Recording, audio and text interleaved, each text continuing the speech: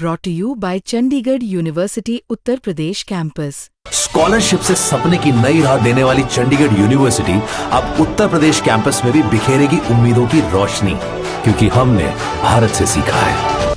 तो क्या इटावा के दादरपुर गांव में जो हमला हुआ, जो हिंसा करने की कोशिश की गई, क्या महापंचायत बुलाने वाला शख्स गगन यादव क्या किसी पार्टी का प्लांटेड है? क्या वो बीजेपी का प्रॉक्सी है? आज अखिलेश यादव ने लंबा चौड़ा पोस्ट कर यह बताने की कोशिश की है कि जो कुछ हुआ उससे न तो उनका, न उनकी पार्टी का, न पीडीए का लेना देना है। ये तो बाहर से आया हुआ शख्स है। तो आखिर कौन है ये गगन यादव और अखिलेश यादव क्यों उन पर इतना हमलावर है, ये भी समझेंगे। ये भी जानिए कि गगन यादव इटावा तो नहीं पहुंचा, लेकिन पुलिस ने उसकी खूब खातिरदारी भी की है। आखिर वो कहां तक आया था और वापस उत्तर प्रदेश से कहां चला गया। इसके अलावा क्या अपडेट है उस दादरपुर गांव से जहां पर हिंसा की संभावना थी, जहां पर यादव पुजारियों के साथ विभत्स तरीके से व्यवहार किया गया और हमले के बाद कितनी शांति है। इसके अलावा राहुल गांधी ने अपनी पार्टी को दलितों और आदिवासियों को सौंपने की जो बात कही है, वो बात क्या है और आखिर राहुल गांधी चाहते क्या है। तो ये खबरें आज का यूपी में। नमस्कार, मैं हूं कुमार अभिषेक, आप देख रहे हैं यूपी तक। हम हाजिर अपना न्यूज शो आज का यूपी। तो अब तक सभी लोग यही जानते हैं कि गगन यादव समाजवादी विचारों का एक ऐसा सोशल मीडिया इन्फ्लुएंसर है जो कि पिछले काफी वक्त से एक्टिव है। आप ये भी जानते हैं कि वो मेरठ का मूल तौर पर रहने वाला है, लेकिन उसकी रिश्तेदारियां मैनपुरी और उस पूरे यादव लैंड में है, जो कहा जाता है मुलायम सिंह यादव का इलाका। लोग ये भी जानते हैं कि वो मुलायम सिंह यादव को अपना गुरु भी मानता रहा है और उनके विचारों से ही सहमत रहा है।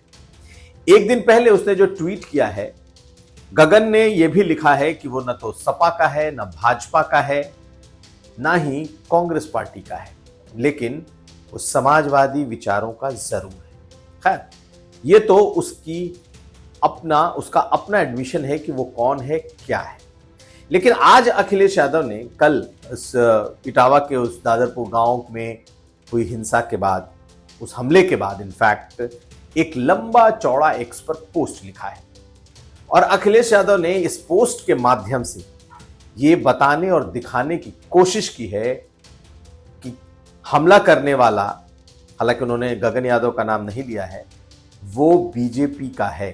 यही नहीं, बीजेपी ने उसे प्लांट किया है और उत्तर प्रदेश के बाहर से उसे भेजा है, ताकि ये जो पूरा इस वक्त मामला चल रहा है, खास करके अखिलेश यादव जिसे पीडीए कह रहे हैं, यादव बिरादरी के पुजारियों के साथ जो कुछ हुआ है, उसको डाइल्यूट किया जा सके। अखिलेश यादव की इस पोस्ट को आप ध्यान से देखिए, क्या लिखा है। उसके बाद हम आपको एक एक करके गगन यादव के वो पोस्ट और वो तस्वीरें दिखाएंगे जिसकी वजह से अभी तक ये कंफ्यूजन बना है कि आखिर वो है कौन, किस पार्टी का है, किस विचारों का है। लेकिन पहले अखिलेश यादव की आज की ताजा बातें, जो उन्होंने अपने तरफ से लिखकर बहुत कुछ साफ करने की कोशिश की है। देखिए अखिलेश यादव ने लिखा क्या है। तो अखिलेश यादव ने लंबा चौड़ा जो पोस्ट लिखा है, उसमें साफ लिखा है कि भाजपा अपने सेट किए हुए प्लांटेड लोगों के उपनाम का दुरुपयोग करके उत्तर प्रदेश के पड़ोसी राज्यों से लोगों को लाकर समाज को बांटने वाली जो घुसपैठिया राजनीति प्रदेश में कर रही है, उसका सच बच्चा बच्चा जानता है। उत्तर प्रदेश का समाज कुछ नकारात्मक लोगों की गलतियों से नहीं बटेगा, बल्कि और भी मजबूत होगा। क्या उत्तर प्रदेश में एक भी ऐसा भाजपाई नहीं है जिस पर दिल्ली वाले भरोसा कर सकें? शायद ऐसा ही है, तभी वो बाहर से लोगों को लाकर षड्यंत्र की नई बिसात बिछा रहे हैं। सच तो यह है कि लखनऊ वालों के लिए यह एक ताल ठोकती चुनौती है कि उत्तर प्रदेश को अस्थिर करने के लिए उत्तर प्रदेश की सीमा के पार से लोग बार बार अंदर आ रहे हैं, प्रदेश का अमन चैन बिगाड़कर आराम से वापस जा रहे हैं। उत्तर प्रदेश की भाजपा सरकार क्या अब अपने प्रदेश की सीमाएं किसी अराजक तत्व के लिए खोलेगी? अगर ऐसा है तो उत्तर प्रदेश की भाजपा सरकार खुलकर घोषणा कर दे या उन अराजकतावादी तत्वों के खिलाफ एफआईआर कर तुरंत अपनी पुलिस भेजकर गिरफ्तार करवाए। अगर यह नहीं हुआ तो कल को उत्तर प्रदेश की भाजपा सरकार को ठेंगा दिखाते हुए ऐसे और भी लोग आएंगे और उत्तर प्रदेश की जनता मान लेगी कि भाजपा सरकार उत्तर प्रदेश में कागजी बनकर रह गई है। और उसके बाद बहुत सारी बातें लंबा चौड़ा उन्होंने लिखा है। आखिर में लिखा है, इटावा कथा वाचन पीडीए अपमान कांड कि हर पीड़ित के साथ अपनी आवाज बुलंद कर रहा है। पीडीए उत्पीड़न के खिलाफ नई ढोलक की यह नई गूंज है। खैर, अखिलेश यादव ने जिस गूंज की चर्चा की है, पहले आप उस तबले की थाप को, उस ढोलक की थाप को सुन लीजिए, क्योंकि उन्हें लगता है कि इस ढोलक से निकली हुई पीडीए की जो ये थाप है, ये एक सियासी शोर है जो दूर तक जाएगा। अखिलेश यादव ने क्या कहा है हम समझेंगे, लेकिन पहले उस वीडियो को देखिए जो आज उन्होंने शेयर किया है।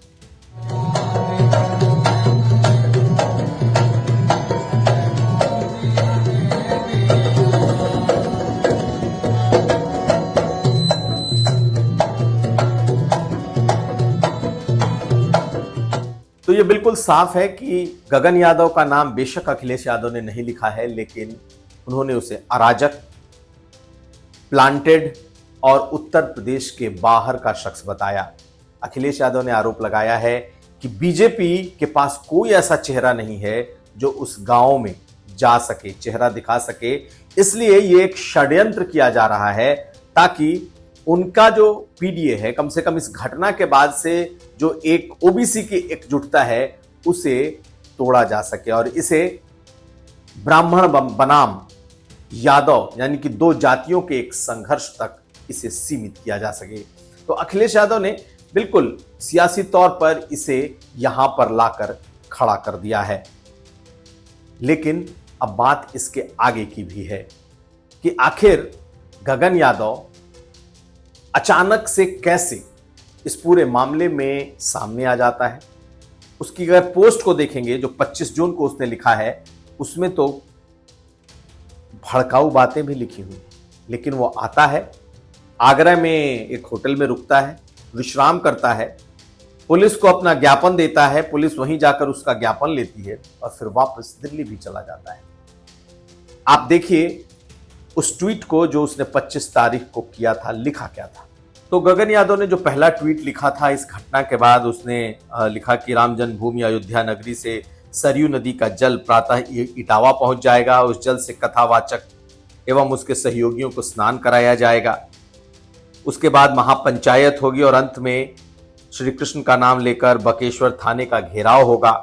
सब कुछ शांतिपूर्ण तरीके से होगा, जहां हम अपने संस्कारों का परिचय भी देंगे। लेकिन आज अगर हम गूंगे बने रहे तो हमारी आने वाली नस्लें हमें गाली देंगी। इसलिए आज अगर यदुकुल गौरव को बचाने के लिए हमें खून भी बहाना पड़ जाए तो हम तैयार हैं। इसलिए प्रशासन दबाव बनाने का प्रयास न करे, मोहब्बत से बड़ी जंग जीती जा सकती है। तो पहला ट्वीट तो उसने किया था जिसमें खून बहाने को भी तैयार था और उसने लोगों को आह्वान किया था। उसके बाद भी उसने एक के बाद एक कई ट्वीट किए। उसने आज भी एक ट्वीट किया है जिसमें उसने अपने, चूंकि उस पर लगातार सवाल उठ रहे हैं कि वो बीजेपी का प्लांटेड है और ये सवाल अखिलेश यादव उठा रहे हैं, समाजवादी पार्टी उठा रही है और इस के पीछे की एक वजह भी है। आप देखेंगे तो बीजेपी की जो सोशल मीडिया टीम है और समाजवादी पार्टी की जो सोशल मीडिया टीम है, दोनों ने एक तरीके से गगन यादव को लेकर एक मोर्चा खोला हुआ है। बीजेपी की सोशल मीडिया की टीम या बीजेपी से जुड़े जो लोग हैं वो लगातार गगन यादव के समाजवादी पार्टी के साथ की तस्वीरों को शेयर कर रहे हैं। तो समाजवादी पार्टी बीजेपी के साथ के उसकी तस्वीरों को शेयर कर रही है, यानी कि आखिर ये गगन यादव इस वक्त दोनों पार्टियों के लिए एक ऐसा कैरेक्टर बन चुका है जिस पर इस पूरे हमले को लेकर सियासी तीर छोड़े जा रहे हैं और ये बताया जा रहा है कि बीजेपी ने ही इसे प्लांट किया है। उधर बीजेपी के लोग सपा पर थोप रहे हैं कि अब सपा ब्राह्मण बहुल गांव में उस गांव में हमले करवा रही है। लेकिन आपको अंदाजा लग जाएगा इस पूरे मामले में अभी तक 19 लोगों को पुलिस ने गिरफ्तार किया है जिन्होंने कल उस दांदरपुर गांव में हमला किया था। बाइक से आए सवार थे, सारे यंग लड़के थे और उसमें से 13 बाइक जब्त की गई है। 19 लड़कों को गिरफ्तार करके जेल भेज दिया गया है। लेकिन इस वक्त गांव की स्थिति सामान्य और शांतिपूर्ण बनी हुई है। उस घर के पास किसी भी डेलीगेशन को उस गांव में आने नहीं दिया जा रहा है, क्योंकि इस पर सियासत खूब होगी, जातीय संघर्ष बढ़ जाएगा। ऐसे में प्रशासन ने पूरी तरीके से उस गांव को सील कर लिया है। जितने भी संगठन, चाहे वो यादव परिवारों के घर जाना चाहते हो या ब्राह्मण परिवारों के घर जाना चाहते हो, पूरी तरीके से फिलहाल उन्हें रोक दिया गया है कि वो इस वक्त नहीं जा सकते। ऐसा करके फिलहाल इस पूरे मामले को ठंडा करने की कोशिश की जा रही है। लेकिन आप अगर देखेंगे तो किस तरीके से गगन यादव की खातिरदारी हुई है। जब वो आगरा के एक होटल में आया, वहां रुका, पुलिस वालों ने उससे वहीं पर ज्ञापन लिया, उसके बाद बड़ी आसानी से उसे वापस जाने दिया गया। कहा जा रहा है कि वो अब उत्तर प्रदेश की सीमा से बाहर है। हालांकि एफआईआर की भी चर्चा है, लेकिन अभी तक एफआईआर सामने नहीं आया है और अखिलेश यादव अब लगातार दबाव बना रहे हैं कि एफआईआर करके उसे गिरफ्तार किया जाए। उन्होंने क्या कहा था गगन यादव को लेकर, नाम तो नहीं लिया, लेकिन जो कहा था वो साफ था, ये बीजेपी का प्लांटेड है। सुनिए। कई बार बीजेपी वाले, क्योंकि बीजेपी वाले बैकफुट पे चले गए, बीजेपी वाले ही किसी न किसी को आगे करेंगे। और मुझे अगर नाम बता दोगे किन लोगों ने अटैक किया, पता कर लेंगे तो आपको भी थोड़ा क्लियर हो जाएगा, हमें भी क्लियर हो जाएगा कि कौन लोग शामिल है उसमें। उधर बीजेपी के लोग बहुत ज्यादा इस मुद्दे पर बोलने से बच रहे हैं। दरअसल ये दोनों बिरादरियां, दोनों पार्टियों की अपनी अपनी वोट बैंक मानी जाती हैं। यादव बिरादरी, यादव समाज पूरी तरीके से अखिलेश यादव के साथ पिछले कई चुनाव से खड़ा दिखाई दिया है, तो दूसरी तरफ ब्राह्मण समाज बीजेपी और एनडीए के साथ खड़ा दिखाई दिया है। ऐसे में बड़ा ही साफ डिवीजन है इस मामले को लेकर और दोनों को लगता है कि तकरीबन 20% से ज्यादा सिर्फ इन दोनों जातियों की आबादी पूरे उत्तर प्रदेश में है और इनका संघर्ष किसी भी तरीके से उत्तर प्रदेश के लिए घातक हो सकता है, सिर्फ सियासी तौर पर ही नहीं। ऐसे में मामले को शांत करने की पूरी कोशिश चल रही है, लेकिन कहीं ना कहीं जो कथावाचक हैं, जो बड़े बड़े कथावाचक इस वक्त पूरे देश में, उसमें से कई ऐसे नाम हैं जिन्होंने ब्राह्मणों के गांवों पर हुई हिंसा को तो गलत माना है, लेकिन अगर यादव बिरादरी के लोगों ने वहां पूजा पाठ उन्होंने अगर कथा कर दी तो इसे वो शास्त्र सम्मत नहीं मान रहे। ज्यादातर लोगों का मानना है कि सिर्फ ब्राह्मण ही है जो उस व्यासपीठ पर बैठ सकता है। ऐसी दकियानूसी बातें शास्त्रों का सहारा लेकर इस युग में करना, ऐसा लगता है मानो हम इस आधुनिक समाज के साथ कहीं ना कहीं मुंह चढ़ा रहे हों। अब अगली खबर, और अब बात राहुल गांधी की। जी हां, नेता विपक्ष है राहुल गांधी, रायबरेली से सांसद हैं और जिस तरीके से अग्रेसिव पॉलिटिक्स उन्होंने दलितों, आदिवासियों और ओबीसी की शुरू की है, आज उसमें एक और कड़ी उन्होंने जोड़ दी। आज आदिवासियों के साथ उनकी एक बैठक थी जिसे उन्होंने खुद अपने हैंडल से शेयर भी किया है। उन्होंने अपनी मंशा जता दी कि वो कांग्रेस के भीतर कौन सा बदलाव देखना चाहते हैं। तो सुन लीजिए राहुल गांधी को। राहुल गांधी ने साफ कहा कि वो कांग्रेस की कमान दलितों और आदिवासियों के हाथ में देना चाहते हैं। वो कांग्रेस पार्टी को दलितों और आदिवासियों को सौंप देना चाहते हैं। राहुल गांधी, इन्होंने कभी खुद को जनेऊधारी ब्राह्मण कहा था, लेकिन अब अग्रेसिव ओबीसी पॉलिटिक्स, अग्रेसिव दलित और आदिवासी पॉलिटिक्स पर आ चुके हैं। ऐसे में उनके राष्ट्रीय अध्यक्ष तो इस दलित एससी बिरादरी से आते हैं, लेकिन आज जब उन्होंने ये बात कही तो उसके और क्या मायने होंगे। क्या आने वाले वक्त में प्रदेश दर प्रदेश अब कांग्रेस पार्टी इन बिरादरियों को इस स्तर पर जोड़ेगी? क्या इन्हें ही राज्यों की और देश की कमान मिलेगी? इस पर नजर रहेगी। लेकिन राहुल गांधी के बयान से तो लगता है कि उनकी नई पॉलिटिक्स इन बिरादरियों को अब अपनी पार्टी की कमान सौंप देने की है। सुनिए क्या कहा राहुल गांधी ने। आपके माइंड में ये सवाल नहीं उठ रहा यार ये छोड़ो यार, मैं एक कुर्सी नहीं मांग रहा, अब मैं आधी टेबल मांग रहा हूं। जब तक आप आधी टेबल नहीं मांगोगे तब तक आपके लोग आपके पीछे नहीं खड़े होंगे, क्योंकि वो सोचेंगे यार ओबीसी वर्ग सोचेगा यार ये तो मतलब हम 50% ही 2 कुर्सी मांग रहे हैं यार।